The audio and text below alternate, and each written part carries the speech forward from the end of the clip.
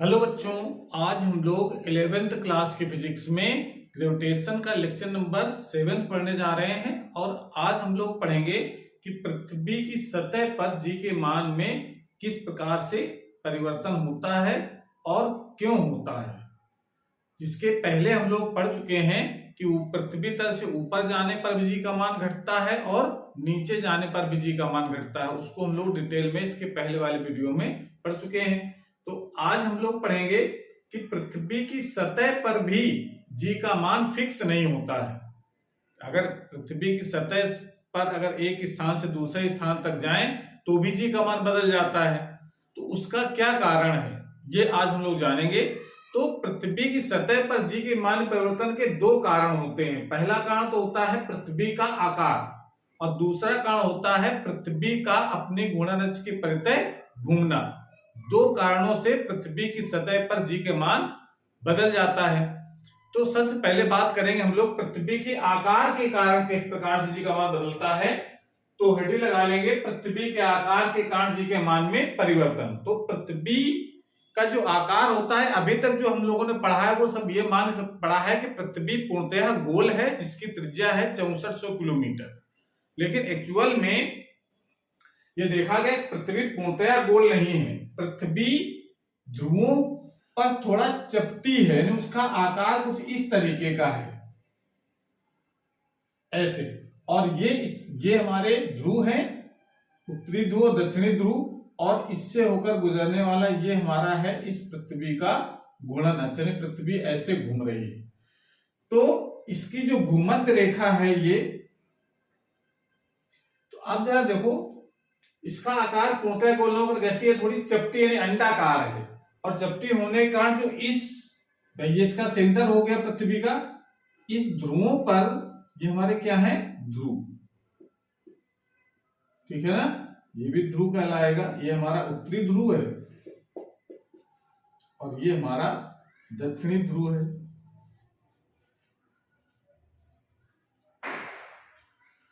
ये जो ध्रुव से सेंटर, ये सेंटर हो गया, वो सेंटर से जो दूरी होगी उसको रेडियस कहेंगे। तो ये ध्रुव की त्रिज्या हो गई ध्रुव की तरफ की, इसको लिखेंगे आरपी से, रेडियस ऑफ पोल।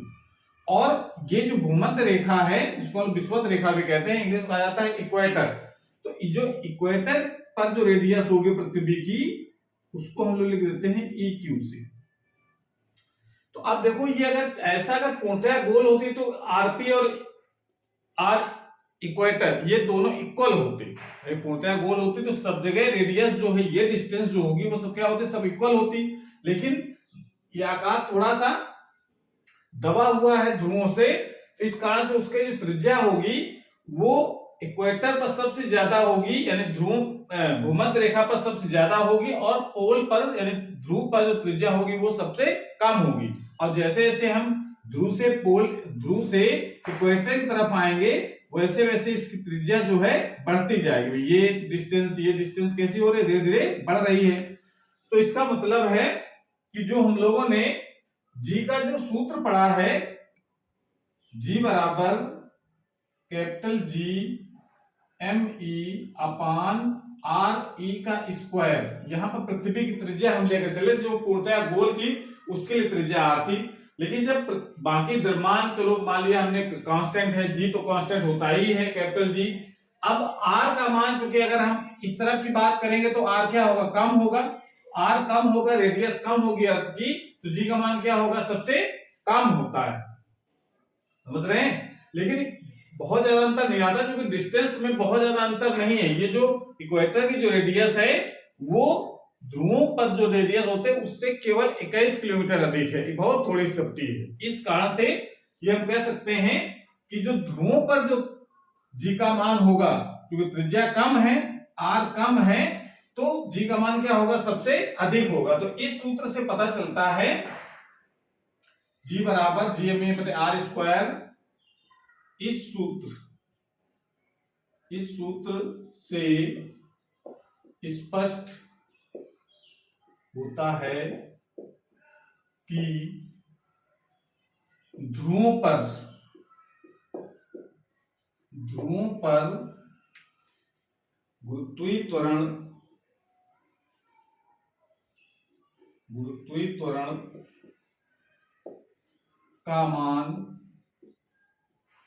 सबसे अधिक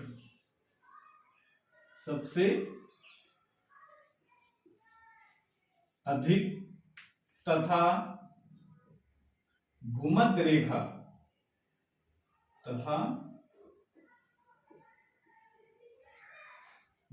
रेखा शुरू करते हैं इक्वेटर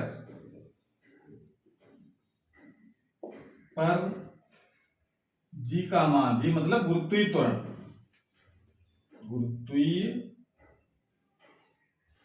त्वरण का मान सबसे कम होता है। जहां पर रेडियस ज्यादा होगा वहां पर जी का मान क्या होगा, यानी गुरुत्वीय त्वरण क्या होगा, सबसे कम होगा। तो इक्वेटर पर जी का आर का मान सबसे ज्यादा है, तो वहां पर जो जी का मान होगा वो सबसे कम होगा। और जैसे जैसे हम इक्वेटर से इस सरफेस चल करके ध्रुव तरफ आएंगे वैसे वैसे रेडियस क्या होगी, कम होती जाएगी, तो जी का मान भी बढ़ता जाएगा। जैसे जैसे आर का मान कम होगा वैसे जी का मान क्या होगा, बढ़ता जाएगा, और बढ़ते बढ़ते ध्रुवों पर हो जाएगा सबसे ज्यादा। तो ये हम याद रखना है आपको पॉइंट कि ध्रुवों पर जी का मान सबसे अधिक होता है क्योंकि वहां पर रेडियस सबसे कम होती है, और भूमध्य रेखा पर रेडियस सबसे ज्यादा होने का वहां पर जी का मान सबसे कम होता है। और जैसे जैसे हम भूमध्य रेखा से ध्रुव की तरफ आएंगे वैसे वैसे जी का मान बढ़ता है, और भूमध्य रेखा से ध्रुवों से जब भूमध्य रेखा की तरफ आएंगे तो जी का मान धीरे धीरे घटता है। तो ये एक कारण है पृथ्वी की सतह पर जी के मान में परिवर्तन का। ठीक है, इसको नोट कर लीजिए। उसके बाद फिर हम देखते हैं दूसरा कारण, पृथ्वी के घूर्णन के कारण जी के मान में क्या परिवर्तन होता है, इसको नोट कर लीजिए। दूसरा कारण जानते हैं, पृथ्वी की घूर्णन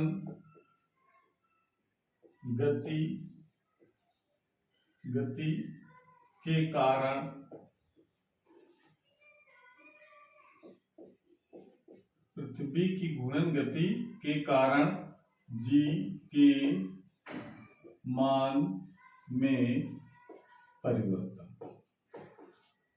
घूमने के कारण जी का मान कैसे बदलता है ये भी जरा इसको हम लोग जान लेंगे। इसको जानने के लिए हम मानेंगे कि पृथ्वी एक नियत कोणीय वेग से घूम रही है। मान लीजिए पृथ्वी हो गई, ये इसका घूर्णन अक्ष हो गया। ठीक है, पृथ्वी की त्रिज्या को हम मान लेंगे RE है। ठीक है,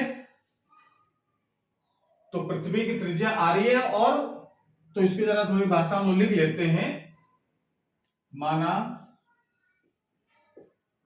पृथ्वी घूर्णन अक्ष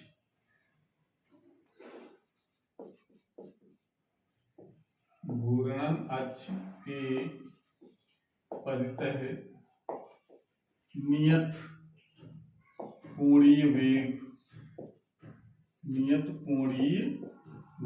ओमेगा से घूम रही है। इसके परितः नियत कोणीय वेग ओमेगा से घूम रही है। यह मान लिया कि एक नियत कोणीय वेग से ये चक्कर लगा रही है। अगर हम ये मान लेते हैं इसकी सतह पर एक पिंड यहां रख दें, और जब ये रखेंगे और कोई भी वस्तु हो सकती है यहां पर जिसकी त्रिज्या, तो हम लोग मानेंगे यहां पर त्रिज्या से कितनी, इसकी ये जो पृथ्वी की त्रिज्या तो RE होगी, तो डिस्टेंस यहां से सेंटर से कितनी होगी, इस द्रव्यमान की जो पिंड हमने रखा है इसका द्रव्यमान है m, और कहां रखा है, बिंदु P पर, ये हमने रख दिया। अब चूंकि पृथ्वी घूम रही है तो ये भी घूम रहा है साथ में, तो इसका जो चक्कर होगा वो किस तरीके से लगेगा। जैसे मान लो पृथ्वी एक गेंद है, उसको अगर नचाएं हम तो और कोई वस्तु उसके सतह पर रख दें तो उसका अलग एक सर्कुलर पाथ होगा। यानी इस तरीके से ये पृथ्वी जो घूमेगी तो इसमें रखी हुई वस्तु इस तरीके से चक्कर लगाती है, ऐसे ये ऐसे ऐसे घूमेगी वस्तु, जिसकी जो रेडियस है ये इस कक्षा की स्मॉल आर मान लेते हैं। समझ में आया? तो इस बात को हम लोग कैसे लिखें? पृथ्वी की सतह पर, पृथ्वी की सतह पर यम द्रव्यमान द्रव्यमान का एक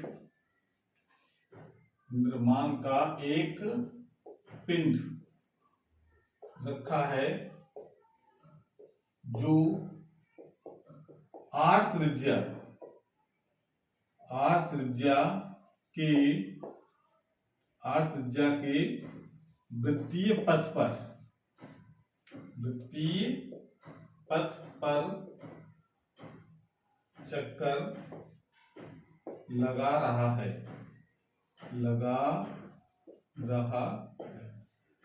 ये मान लिया हमने।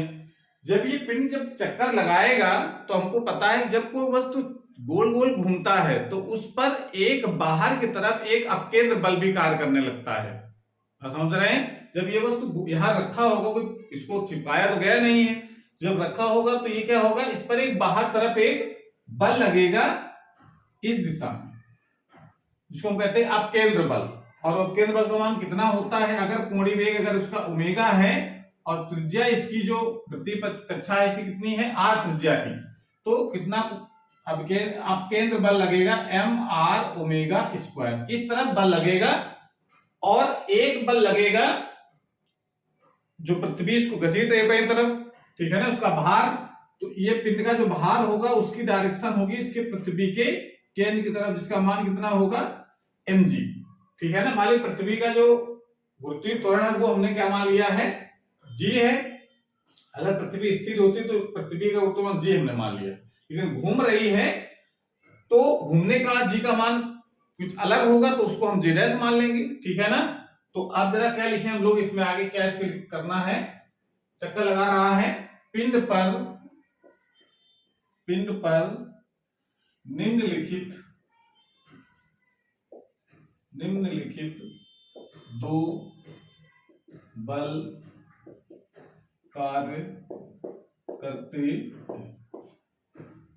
करते हैं। कौन से बल? नंबर 1 अपकेंद्र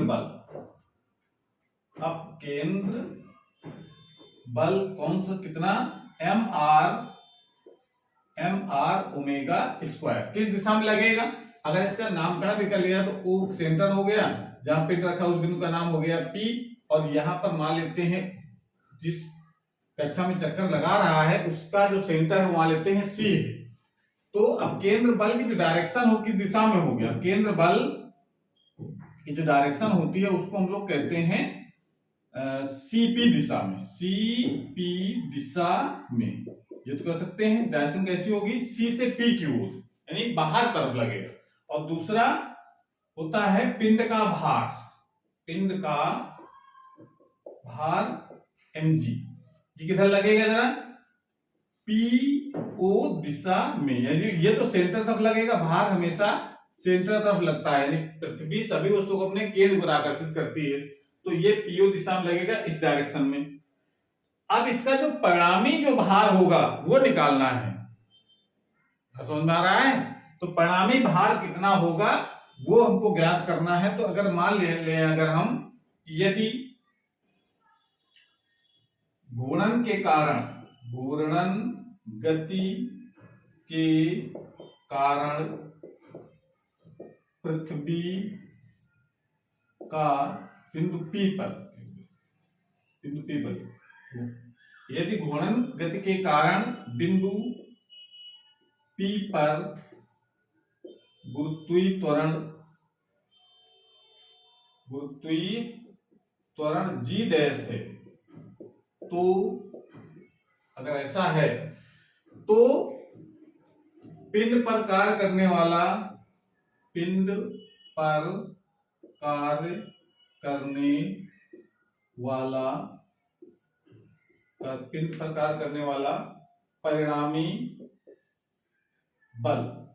बल कह सकते हैं, या उसको हम लोग भार भी कह सकते हैं। परिणामी, चूंकि दो बल लग रहे हैं इस वस्तु पर जब घूम रही होगी, तो एक अपकेंद्र बल इस डायरेक्शन में, भार यानी mg केंद्र की तरफ, तो नेट जो बल होगा mg और mr स्क्वायर का वो बताएगा कि नेट जो भार होगा वो कितना होगा, ठीक है ना, कितना भार होगा। तो इसके लिए देखो क्या लिख सकते हैं हम लोग, ये इसके लिए मान लें कि ये एंगल जो है वो लैम्डा है, जो भूमध्य रेखा से जहां पर बिंदु रखा है उसको अगर सेंटर से मिलाए पृथ्वी के, तो वहां मिलान रेखा वो लैम्डा एंगल बना रही है। अगर लैम्डा है तो ये कोण कितना होगा, आप इस तरीके से समझना है, जैसे अगर दो बल हो गए, एक इस डायरेक्शन में बल लगा है mr ओमेगा स्क्वायर और एक इस दिशा में लगा है भार mg, इन दोनों का परिणाम कैसे निकालने, ये एंगल पता होना चाहिए तभी परिणाम में निकलेगा। तो ये एंगल कैसे किया हमने, ये हमने मान लिया लैम्डा, तो ये अगर लैम्डा है तो ये कोण भी लैम्डा हो जाएगा, एकांतर कोण है, ठीक है। ये अगर लैम्डा हो जाएगा तो ये पूरा एंगल बन रहा है 180, ये कितना बचेगा 180 माइनस लैम्डा, ये बचेगा नहीं, ये एंगल कितना होगा 180 माइनस लैम्डा, ठीक है। तो अब इसका मतलब है अब इनका परिणामी जब निकालेंगे तो कितना परिणामी होगा, वही उस पिंड का भार होगा। तो भार बराबर क्या होता है m इंटू जी, और जी हमने माना है कितना है g डैश, जब घूमने के कारण।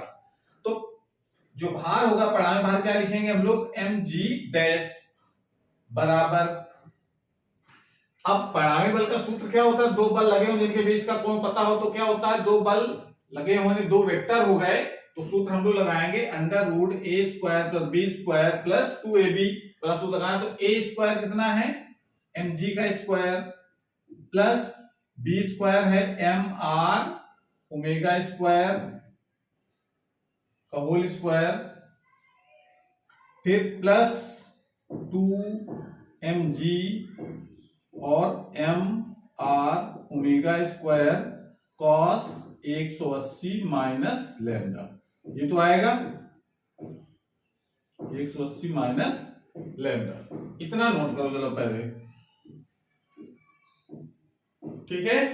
इसको नोट कर लो, फिर आगे सवाल करते हैं। इसकी भाषा भी आपको साथ में लिखनी है ताकि एग्जाम में लिख पाए इसके बारे में। वीडियो को पॉज करके नोट कर लो।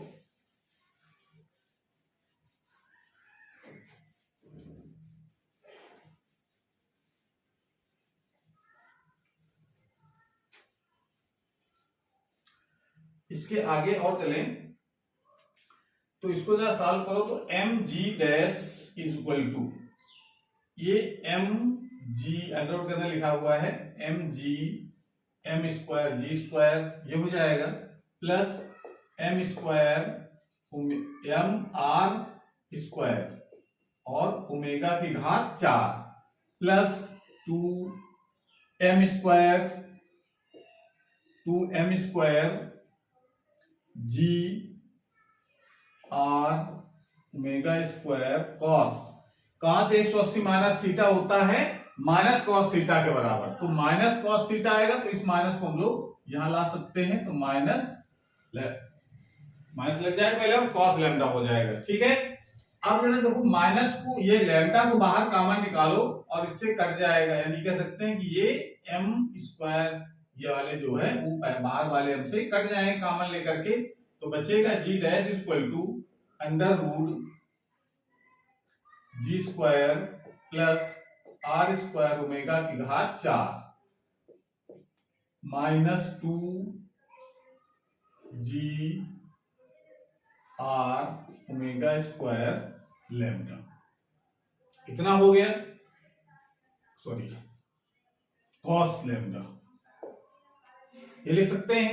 अब यहां पर थोड़ा सा आपको ये सोचना है, क्योंकि ओमेगा की जो वैल्यू होती है ये बहुत कम होती है, omega is very very less than, बहुत छोटी वैल्यू है, क्योंकि ओमेगा छोटी क्यों कह रहे हैं हम लोग, क्योंकि आप ये जानते जो ओमेगा इक्वल टू होता है, क्योंकि ओमेगा इक्वल टू होता है 2 पाई अपॉन टी, और 2 पाई अपॉन टी, टी क्या है आवर्तकाल, पृथ्वी अपनी दूरी पर एक चक्कर कितने समय लगाती है 24 घंटे में, तो ओमेगा की वैल्यू जब निकालेंगे तो 2 पाई की वैल्यू 3.14 और ये 24 घंटे, और घंटे को चेंज करेंगे पहले मिनट में 60 गुणा कराया, फिर सेकंड में चेंज करेंगे, तो इतने इसको सॉल्व करने से जो आएगा उतने रेडियन प्रति सेकंड, बहुत कम वैल्यू आएगी। 3.14 का 2 गुना करेंगे, 24 गुणित 3600 से डिवाइड करेंगे तो बहुत कम वैल्यू, यानी ओमेगा बहुत छोटा है। बहुत छोटा होने के कारण ही हमको इस अपकेंद्र बल का अनुभव नहीं होता। पृथ्वी पर रहते हैं, जब हम पृथ्वी पर रहते हैं घूमते रहते हैं, लेकिन ओमेगा बहुत कम होने का जो अपकेंद्र बल लगता है बहुत कम होता है। अगर बहुत ज्यादा अगर हो जाए तो हम इस पृथ्वी से बाहर चले जाएंगे, ठीक है ना। ओमेगा की वैल्यू बहुत कम है, तो ओमेगा का जब स्क्वायर करते हैं तो और कम हो जाता है, और जब ओमेगा का और स्क्वायर करेंगे, ओमेगा का 4 करेंगे तो इतना कम हो जाता है कि इसको हम लोग 0 मान लेते हैं। तो अगर ओमेगा अगर बहुत छोटा है तो ओमेगा की घात 4 को हम लोग लगभग 0 के बराबर मान लेते हैं। ओमेगा स्क्वायर को 0 नहीं मानते, वो इतना छोटा नहीं वैल्यू होती, ठीक है। तो ये जरा कंडीशन जरा यहाँ लगा देते हैं, तो जी डैश का मान कितना हो जाएगा, √g², और ये तो पार्ट हो गया 0 -2g r omega square cos lambda. ये तो इतना हो जाएगा, कोई दिक्कत यहां तक, ठीक है। आगे जरा सॉल्व करना है, फिर जरा ध्यान दो क्या करना है हमको।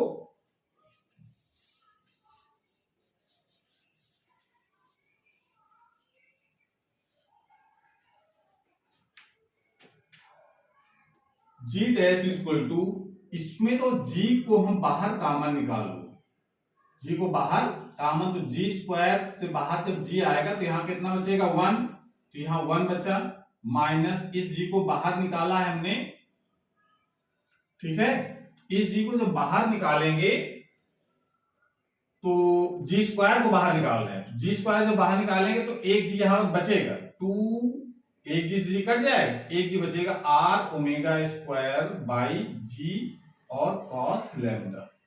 ऐसा कॉमन निकाल सकते हैं कि नहीं, g² कॉमन निकालो बाहर, तो ये हम 1 बचेगा, g² वर्गमूल के बाहर आएगा तो g आएगा, और यहां पर जो g² नहीं है तो एक g नीचे से डिवाइड हो जाएगा, और क्योंकि वर्गमूल लगा था तो इसकी घात को हम लोग 1/2 लगा सकते हैं। अब जरा यहाँ द्विपद प्रमेय से प्रसार करो, और द्विपद प्रमेय प्रसार में क्या सिर्फ एक घात वाला पद रखते हैं, 1 + nx, ठीक है ना।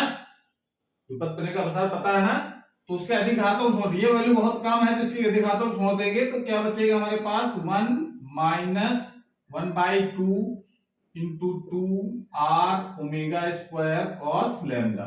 यहां से 2 से 2 कैंसिल हो जाएगा, g डैश बराबर आता है g, ब्रैकेट में बचता है हमारे पास 1 - r omega square cos lambda, इतना बच जाएगा, ठीक है। उसके बाद अब जरा बात करते हैं हम लोग, और ये जो जी बटे में जो जी बचा है ये तो छूटा जा रहा है अभी, ये अब जरा अगले स्टेप में क्या करें, इस जी का भी अंतर मल्टीप्लाई करा दो, तो g dash equal to g minus जिस जी कैंसिल हो जाएगा, r omega square cos lambda, इतना माना गया। अब जरा देखो, क्योंकि r जो स्मॉल r लिखा है ये तो हर जगह बदलेगा, वस्तु यहां रखी होगी तो यहां पर चक्कर लगाएगा उसका r ज्यादा होगा, यहां वस्तु रखी होगी ऐसे चक्कर लगाएगा उसका r कम होगा, r सब जगह बदलेगा, इस कारण से r को जरा रिप्लेस करो ऐसी चीज से जो कांस्टेंट हो, तब हम कंपेयर करा पाएंगे जी का मान बढ़ेगा कि घटेगा, ठीक है। तो क्या करें हम, इस r को हटाने के लिए जरा इस त्रिभुज पर ध्यान दो, त्रिभुज OPC से, OPC ये कितना एंगल है, लैम्डा, यहां जरा cos लैम्डा लगाओ, cos लैम्डा इक्वल टू आधार बटे कण, आधार कितना है CP और कण कितना है OP, CP कितना है R और OP है RE, पृथ्वी की त्रिज्या, ठीक है। तो यहां से R का मान कितना हो जाएगा, यहां से R का मान कितना हो जाएगा, इसको नोट करो जरा, पहले बताते हैं, ओके।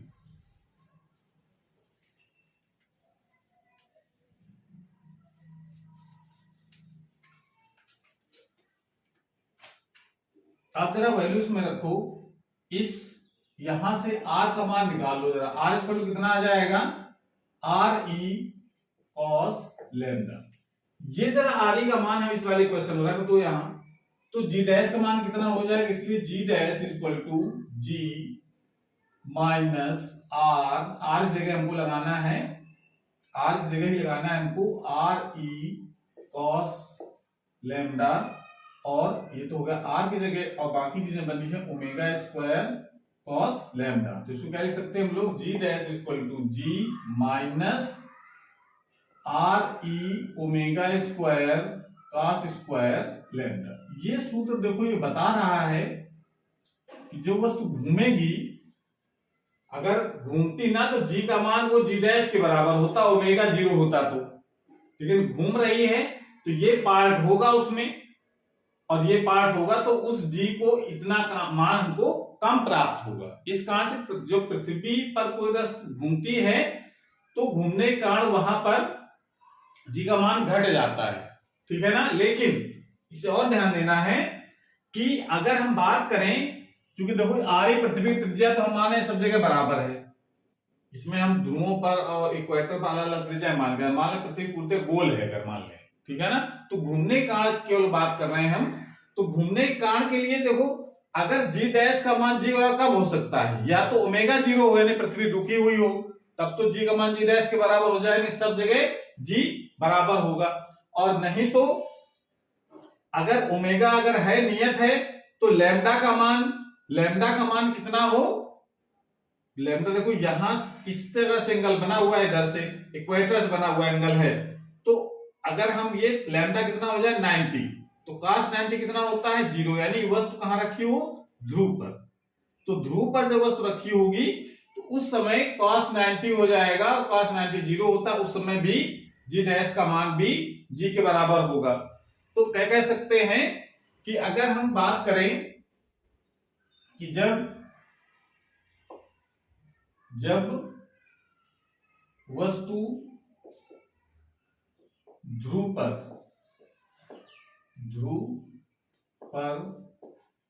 रखी है तो लैम्डा का मान कितना होगा, लैम्डा इक्वल टू होगा उस समय 90, और 90 होगा तो जी डैश का जो मान है वो जी के बराबर होगा।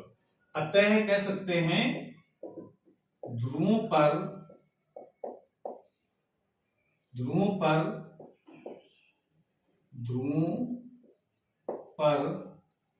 जी का मान, ध्रुवों पर जी का मान परिवर्तित नहीं होता है, यानी घूमने का कह सकते हैं, अतः घूर्णन गति के कारण लिख सकते हैं, घूर्णन गति के कारण ध्रुवों पर जी का मान परिवर्तित नहीं होता है, यदि ध्रुवों पर कांस्टेंट रहता है, घूमने से उसका कोई प्रभाव नहीं पड़ता है, ठीक है। दूसरी बात इसमें आती है, सुनो तो जरा पहले नोट कर लिया, एक बात तो समझ में आए कि घूमने से जी का मान क्या होता है, घटता है, ठीक है ना। घूमने के कारण जी का मान घट जाता है, जी डैश का मान अगर ये पार्ट घूम रहा है तो ये पार्ट होगा उसमें होगा तो जी का मान थोड़ा सा कम हो जाएगा। लेकिन अगर घूमने बंद कर दे तो क्या होगा, अगर घूम रही है तो घूमना अगर बंद कर, जैसे यहां पर वस्तु अगर हो, यहां पर वस्तु हो, ठीक है ना, यानी भूमध्य रेखा के लिए, जब भूमध्य रेखा की जब बात करेंगे हम तो लैम्डा कितना हो, उसमें 0 होगा। तो भूमध्य रेखा के लिए, भूमध्य रेखा पर लैम्डा कितना होगा 0, तो लैम्डा 0 होगा तो जी डैश का मान कितना हो जाएगा, तो होगा G dash equal to G minus R E omega square. ये मोस्ट इंपोर्टेंट फार्मूला, इसको याद रखना, न्यूमेरिकल के भी इसकी जरूरत पड़ती है। तो भूमध्य रेखा पर जो लैम्डा होगा, यानी वस्तु कहां रखी हो, यहां रखी होगी, तो ये जो उसका पूरा जो चक्कर लगाएगा वो पृथ्वी की रेडियस के बराबर ही होगा, आर का मान वो भी आर के बराबर हो जाएगा, और साथ में जो लैम्डा होगा वो कितना होगा 0। तो उस समय जी का मान सबसे कम हो जाएगा, ठीक है ना भाई। जैसे 0 का मान जैसे जैसे बढ़ता है, यानी लैम्डा का मान जैसे जैसे बढ़ता है, वैसे वैसे कॉस लैम्डा का मान क्या होता है, 0 का मान, cos 0 का मान कितना होता है, cos 0 का मान 1 होता है, ठीक है ना, सबसे ज्यादा वैल्यू है। और जैसे जैसे थीटा का मान बढ़ाएंगे वैसे वैसे cos थीटा का मान घटता है, आप समझ रहे हैं। और जो cos थीटा का मान जब घटेगा तो ये जो पार्ट है ये भी घटेगा, और ये जब घटेगा तो जी का मान, जो जी की वैल्यू में से जो घट रहा था मान, वो वैल्यू जब घटेगी तो जी डैश का मान क्या होगा, धीरे धीरे बढ़ने लगता है, और बढ़ते बढ़ते जब ध्रुवों पर आ जाएंगे धीरे धीरे, तो जी का मान बढ़ करके सबसे ज्यादा हो जाता है। इस कारण से कहा जाता है ध्रुवों पर जी का मान सबसे ज्यादा होता है। अगर ये प्रश्न ये अगर आ जाए, पृथ्वी अगर घूमना बंद कर दे, पृथ्वी अगर घूमना बंद कर दे तो जी के मान में क्या परिवर्तन होगा, तो एक लाइन में अगर ओमेगा 0 हो जाए तो ये पार्ट पूरा 0 हो जाएगा। तो 0 जब हो जाएगा तो इसका मतलब जी का मान सब जगह बढ़ेगा, और बढ़ किसके बराबर हो जाएगा, जी के बराबर हो जाता है। नहीं, सब जगह जी के मान में वृद्धि, जब कम हो रहा था पार्ट वो खत्म हो गया, तो क्या होगा, सब जगह जी का मान बढ़ जाएगा, लेकिन ध्रुवों पर कोई चेंज नहीं आएगा। तो आप यहां लाइन ले सकते हैं, यदि पृथ्वी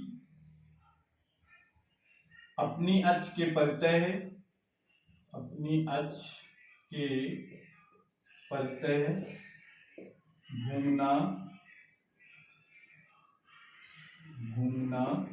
बंद कर दे, अर्थात ओमेगा कितना हो जाए, 0 हो जाए, घूमना बंद कर दे, तो ध्रुवों के अतिरिक्त,